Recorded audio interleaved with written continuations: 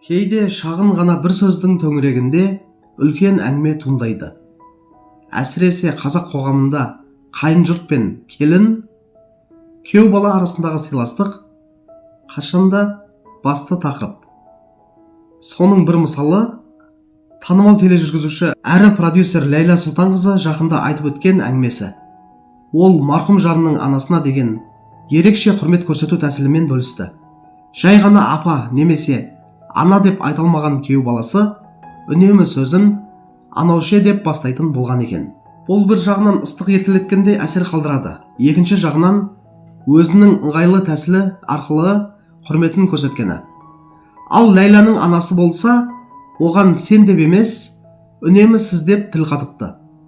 Осы бір отбасыдағы әдемі қарым-қатынас жайлы естелікті естіген көпшілік әртүрлі пікір білдірді.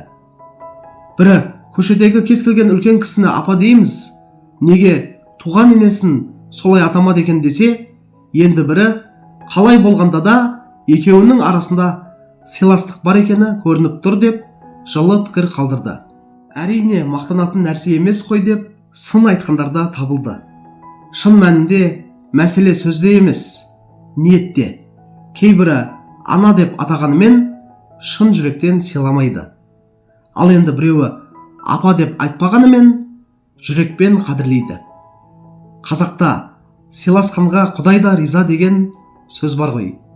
Міне, Ләйла Сұлтанқызының отбасындағы осы бір жағдай көпке үлгі боларлықтай мысал екен.